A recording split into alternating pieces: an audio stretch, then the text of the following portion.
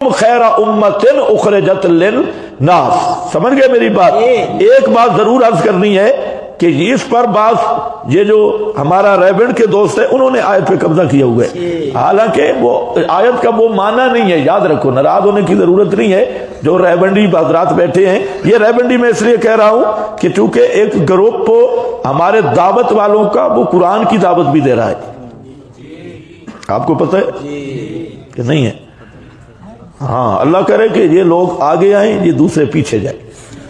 یہ جو پرانے ہیں نا، پرانے پٹواری، یہ سارے پیچھے جائیں، اور وہ جو لوگ ہیں نا قرآن کی دعوت دینے والے، وہ آگے آئیں۔ یہ دعا کیا کرو، اگر قرآن کے دعوت شروع ہو جائے تو ہمارا تو پھر مشن ہی یہی ہے۔ یہاں آئے، میں نے کہا یہ مرکز ہی آپ کا ہے، آؤ۔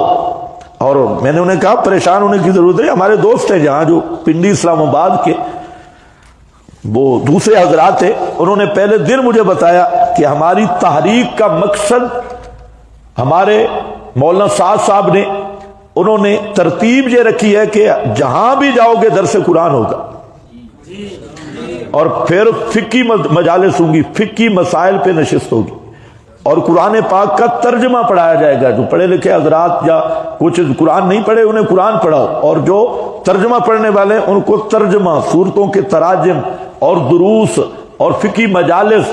اگر کوئی اس طرح کے بزرگ آ جائیں نا تو ان کے جوتے بھی ہم اپنے سر پہ رکھیں گے۔ ہاں، تو ہماری کوئی شخصیات سے دشمنی نہیں ہے، ہم ان کے خلاف باتیں یا ان کے حقائق اور کمزوریاں اس لیے بیان کرتے ہیں کہ یہ لوگ قرآن کے دشمن ہو گئے۔ ہر جگہ ادھر درس قرآن ہو تو یہ دوسرے کونے میں کڑ کڑ کڑ جیسے مرغی انڈوں پہ بیٹھتی ہے۔ کیا ہوگی؟ تعلیم ہوگی بھائی، تعلیم ہوگی، ایمان یقین کی بات ہوگی۔ بے ایمانہ ابھی کس کی بات ہو رہی ہے؟ یہ قرآن حضرت قاری محمد اشرف صاحب ہمارے استاد تھے رحمۃ اللہ علیہ، کندیا میں انہوں نے درس دیا۔ وہ مولانا ادھر آتے بھی ہیں، مولانا حق نواز صاحب، یہ آ جائیں گے، انہوں نے دورہ بھی مستقل پڑھا، اور پھر پرانے عالم میں تو جہاں ہوتے ہیں پنڈی میں، ان کے ہاں کندیا میں درس تھا۔ تو قاری صاحب نے فرمایا کہ ذالک الکتاب لا ریب فیہ، لا ریب کتاب صرف قرآن ہے، دنیا کی کوئی کتاب لا ریب نہیں۔ پھر انہوں نے المہند اور نصاد فضائل اعمال کا بھی نام لے دیا کہ یہ جو فضائل اعمال ہے یہ بھی لا ریب نہیں۔ درس ختم ہوا تو جو بڑا وہاں تھا وہ ریبنڈی تھا، پوری زندگی اس نے ادھر ہی گزاری تھی، تو ادھر آیا ہوا تھا۔ تو اس نے کہا قاری صاحب آپ نے یہ کیا کہا ہے، لا ریب کتاب فضائل اعمال نہیں ہے؟ قاری صاحب نے کہا خدا کے بندے نہیں ہے۔ اس نے کہا آئندہ درس کی کوئی ضرورت نہیں، جا تو، درس بند کرا دیا۔ ایسے ہم نہیں کہتے۔ وہ علاوہ دین صاحب تھے ڈیرے کے، وہ بھی اسی گروپ کے تھے۔ تو قاری اشرف صاحب درس دے رہے تھے، جوتوں سمیت مسجد میں آیا، اور جس پھٹی پہ قاری صاحب قرآن رکھ کے بیٹھے تھے اس کو کک لگائی جیسے فٹ بال کو لگائی جاتی۔ قرآن اوپر تھا، نکل، بڑا قرآن پڑھتا ہے تو، بڑا فلان ہے، تم کیا جانو، تم نے تو پتہ نہیں خیبر پختونخوا کے بزرگ دیکھے ہوئے ہیں کہ معرف القرآن کے درس میں بیٹھے رہتی، تم سمجھتے ہو بڑے اچھے ہیں۔ تو قرآن ذرا مجھے کسی مرکز میں، ادھر نعمانیہ میں جھگڑا بن گیا، جھگڑا اس پہ بنا کہ انہوں نے فضائل اعمال قرآن کے اوپر رکھ دی۔ وہ نعمانی صاحب رحمہ اللہ کے صاحبزادے ہیں، انہوں نے اٹھا کے نیچے رکھ دی، واپس آ کے انہوں نے گلے سے پکڑ لیا، انہوں نے کہا چندے ہم دیتے ہیں، بجلی کے بل ہم دیتے ہیں، تو نے ہماری کتاب کیوں نیچے رکھی؟ سارے ہم دیتے ہیں۔ اس نے مجھے فون کیا، یار یہ مسئلہ ہے۔ میں نے کہا مغرب کے بعد درس رکھ، میں ایسے چلا اور میں انشاءاللہ آؤں گا۔ میں گیا، یہ سارے کٹھے تھے، وہ بھی آ گئے۔ خیر میں نے جو درس دینا ہے وہ آپ کو تو اندازہ لگ گیا ہوگا، ٹائم تھوڑا۔ تو درمیان میں ایک اٹھا، میں نے کہا خبردار بیٹھ جا۔ میں نے کہا یہ شاہ توحید کا مرکز ہے، اندر جس نے بڑبڑ کی نا اس کو زنانیوں کے پہلو سے نکال کے ماروں، اور خبردار، یہ ہمارے استاد کا مرکز ہے، قبضہ شبضہ۔ اور آج کے بعد جہاں فضائل اعمال نہیں پڑھی جائے گی، درس قرآن ہوگا اس میں بیٹھو۔ ہاں ایک شرط ہے، فضائل اعمال تب پڑھی جائے گی، تمہارا بیان بھی ہوگا کہ مہینے میں ایک شب جمعہ زکریا مسجد میں میرا بیان ہوگا۔ زکریا مسجد میں ایک شب جمعہ مجھے دے دو، بات کرو ان سے، اور پھر تم ادھر تعلیم بھی کرو اور فضائل اعمال بھی پڑھو۔ اور اگر ہمیں شب جمعہ میں زکریا مسجد میں تم اجازت نہیں دیتے قرآن بیان کرنے کی، تو تمہاری کتاب بیان کرنے کی ہم کیوں اجازت دیں؟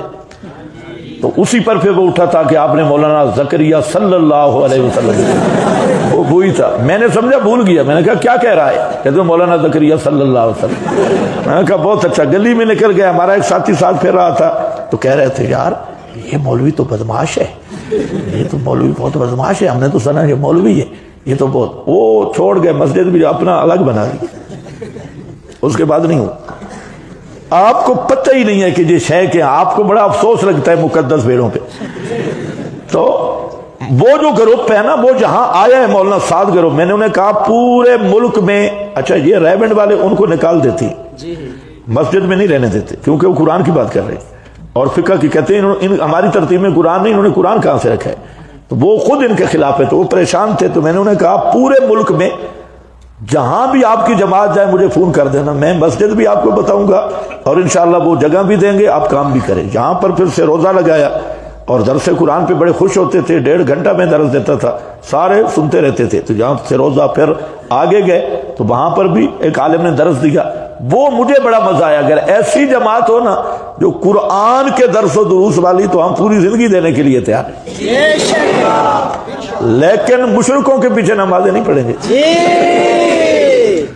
بعض چیزیں ابھی ہیں، اس چیز پر تو ہم مطمئن ہیں کہ یہ ہونا، لیکن اگلا کام بھی ہونا کہ یہ نہیں کہ دوسروں کے ایمان کی وجہ سے اپنا ایمان برباد کریں۔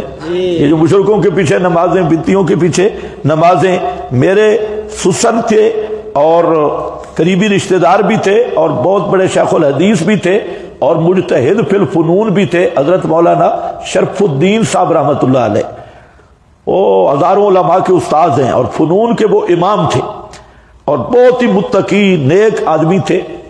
تو وہ خود بتا رہے تھے کہ میں چلے پہ چلا گیا، جب چلے پہ گیا تو بریلویوں کی مسجد تھی، تو امیر صاحب نے کہا آپ نے اذان دینی ہے اور ساتھ صلاۃ و سلام بھی پڑھنا ہے۔ تو میں نے امیر صاحب کو کہا کہ یہ آپ کیا کہہ رہے ہیں؟ تو امیر صاحب نے، یہ جو سادے سیدھے لوگ ہوتے ہیں مدرس قسم کے اور اس طرح کے، تو وہ ذرا زیادہ ہی سادے ہوتے ہیں، تو استاد، وہ میرے استاد بھی تھے، تو استاد جی بھی ذرا سادے سے تھے۔ پہلے تو پوچھا یہ کیا کہہ رہا ہے؟ تو امیر صاحب نے کہا کہ آپ صلاۃ و سلام پڑھیں گے، آپ کے ذہن میں کیا ہے کہ یہ اذان کا حصہ ہے؟ دوسرا آپ یا رسول اللہ کہیں گے تو آپ کو حاضر ناظر مانتی، تو آپ نے تو ایسے پڑھنا ہے نا، آپ کا یہ عقیدہ ہے، اس بہانے سے ہم ان کو مسئلہ سمجھا دیں۔ تو استاد کہتے ہیں کہ میں نے صلاۃ و سلام پڑھا، لیکن میرے دل میں ایسی چیزیں ابھر رہی تھی، اور میں نے اذان جب ختم کی واپس آیا، بسترا اٹھایا اور میں نے امیر کو کہا کہ یہ دعوت اپنے پاس رکھی۔ اس کے بعد کہتے ہیں زندگی بھر کے لیے توبہ کر لی کہ میں ان کے ساتھ نہیں جانا، یہ تو دوسروں کے ایمان کی وجہ سے پہلے اپنا ایمان کی قربانی تھی، تو پھر نہیں گئے۔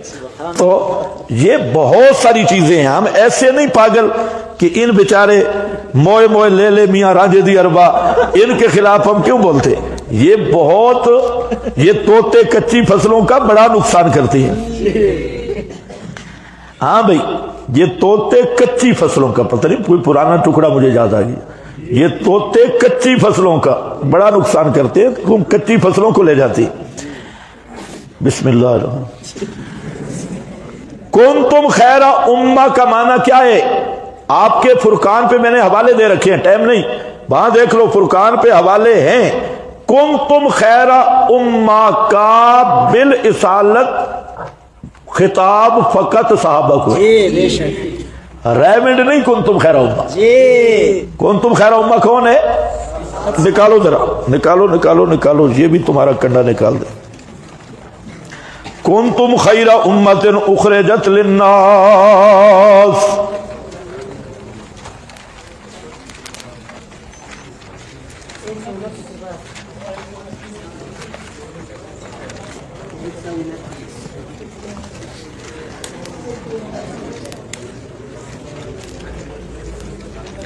یہ آپ کے پاس حاشیہ دیکھیں، کنتم خیر امۃ، حاشیہ نمبر 2 ہے۔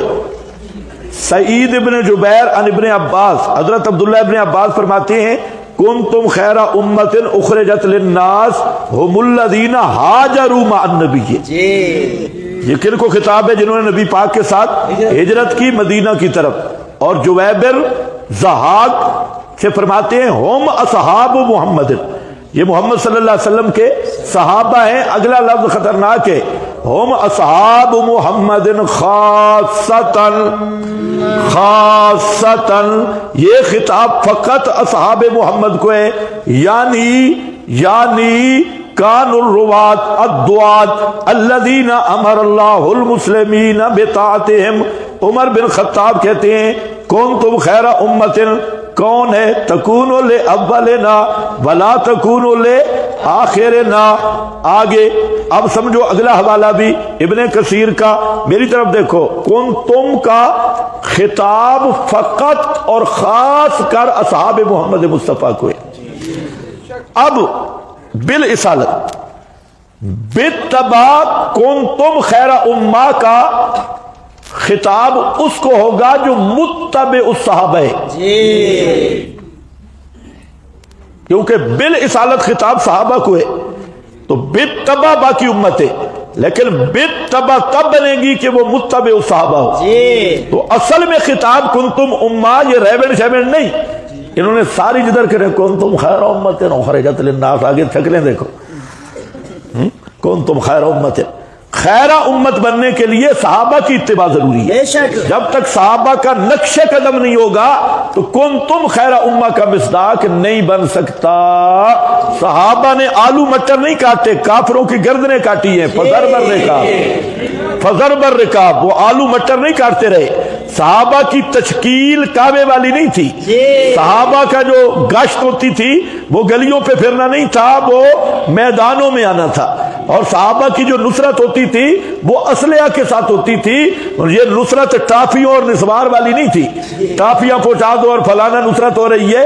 انہوں نے جتنا جہاد کا مٹیریل تھا اپنی اس خاص چال پر فٹ کیا ہے، اور یہ تمام ان نصوص کی تعریف ہے۔ جتنا جہاد کا مواد تھا اپنی خاص گشت پہ فٹ کر دیا۔ اور وہ طارق جمیل صاحب، اس کا بیان سنا ہوگا، انفروا فی سبیل اللہ انفروا خفافا و بستر ہوں یا نہ ہوں، واہ واہ ماشاءاللہ، علی علم علی العالمین، ہو گیا بھائی، وآتیناہم من الآیات، اور دی ہم نے ان کو نشانیاں، ما فیہ، جن میں آزمائش تھی۔